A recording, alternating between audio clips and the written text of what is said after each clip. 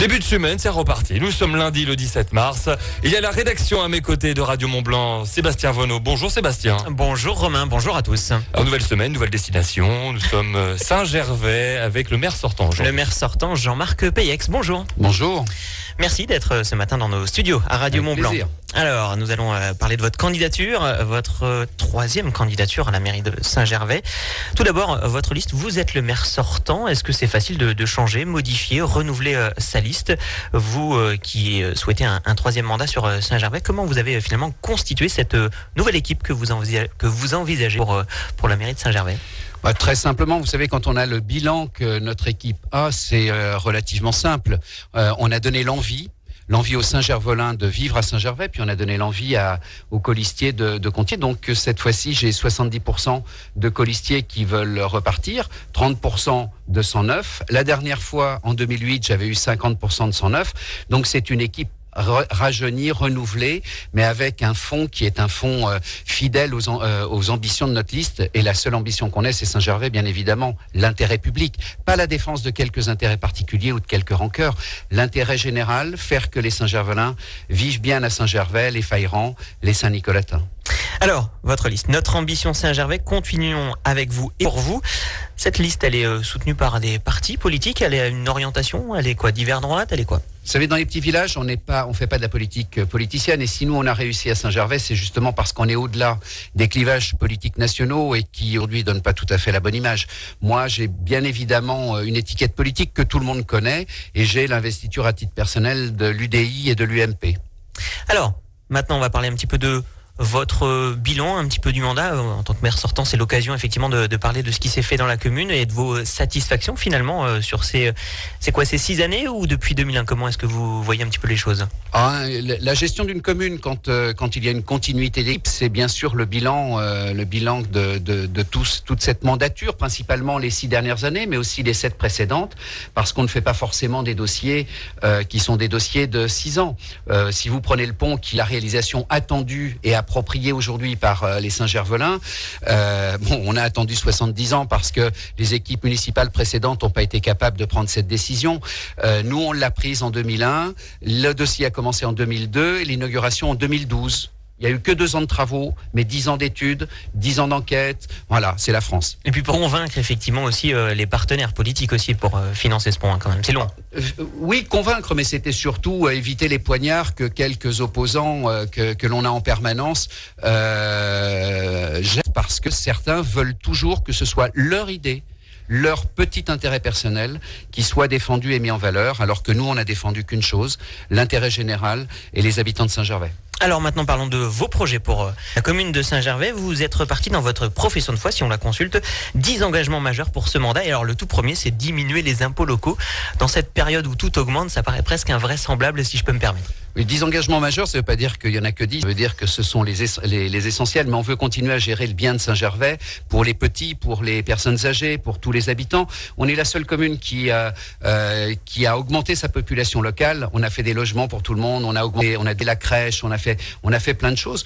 Donc il y a effectivement des engagements forts, parce qu'aujourd'hui on peut plus demander aux gens de payer des impôts et que ces impôts ne continuent pas à progresser. Il faut impérativement qu'on arrête cette fuite en avant. Donc nous, on s'engage à diminuer la fiscalité à Saint-Gervais. Parce que la population augmente, c'est ça en fait? Comment ça fonctionne? Parce qu'aujourd'hui, vous avez 2 techniques pour augmenter le volume d'impôt. Soit vous augmentez la taxe, c'est-à-dire le taux, soit vous augmentez le volume, c'est-à-dire que vous créez une dynamique qui fait que vous avez des gens qui viennent habiter, qui construisent, etc. Et c'est le secret de la réussite de Saint-Gervais, parce qu'il y a tellement de gens qui s'interrogent pour comment on a fait. Voilà comment on a fait. On a redonné confiance.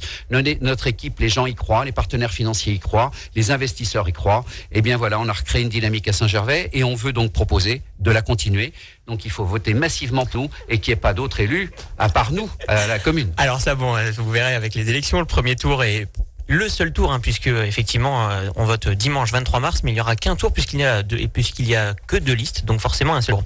Alors, dans vos engagements, 10 engagements majeurs de ce mandat, réaliser de nouveaux logements, on sait effectivement que dans les stations, au Pays du Mont-Blanc, etc., se loger, ça coûte très très cher.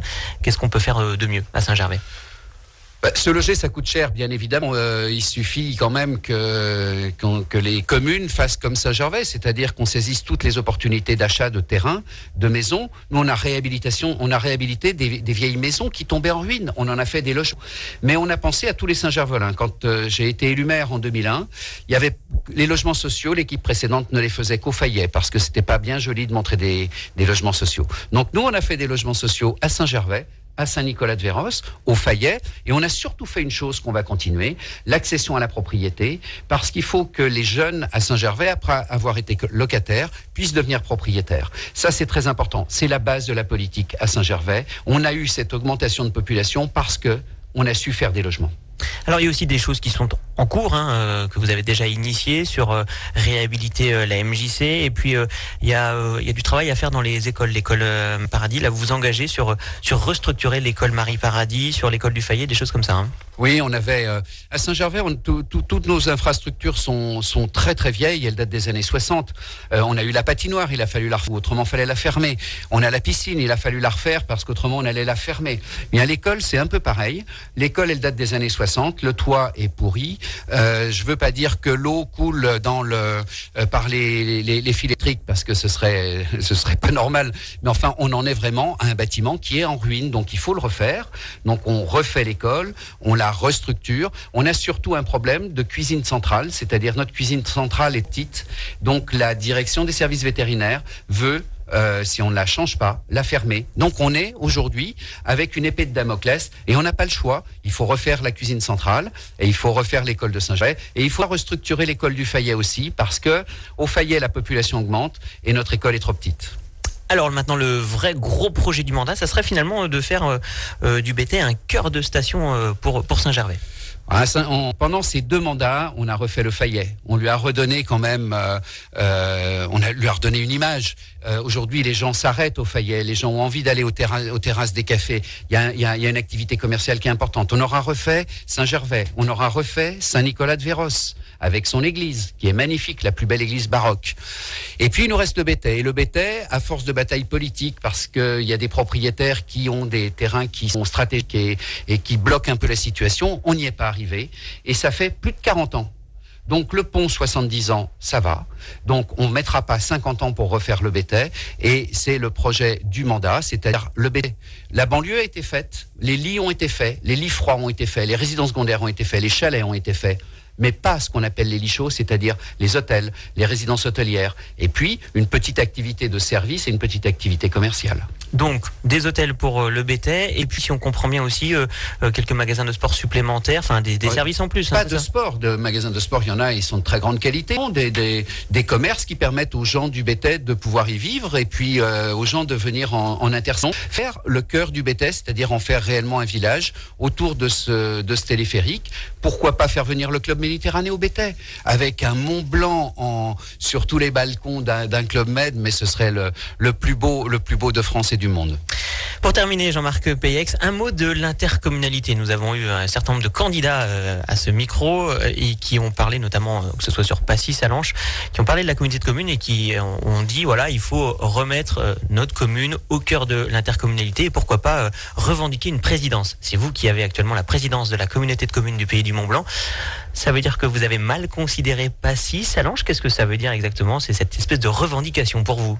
On les a pas mal considérés puisque j'ai été le seul candidat et que c'est eux qui ont proposé ma candidature.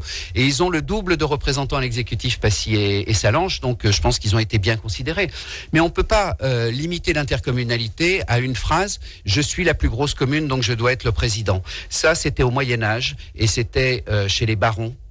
Et si effectivement c'est la baronnie de Sallanches demain, eh bien on n'a même pas besoin d'aller voter pour des conseillers communautaires, que Sallanches soit donc président de la communauté de communes, et je laisse volontiers ma place au futur maire de Sallanches. Non, le président de la communauté de communes, c'est celui qui sera capable de rassembler l'ensemble des 10 communes pour faire des projets ensemble. C'est pas un problème de pouvoir, c'est un problème d'efficacité. Merci à vous Jean-Marc Peyex, vous étiez ce matin notre invité. Alors simplement une réunion publique dès ce soir, lundi 17 mars 19h, vous serez au BT, au restaurant Le Presto. Vous avez des réunions publiques également mercredi et puis samedi à l'espace Mont-Blanc. Votre site internet www.peyex.net pour connaître un petit peu l'intégralité de votre programme politique. Merci à vous Jean-Marc Peyex. Merci beaucoup, bonne journée.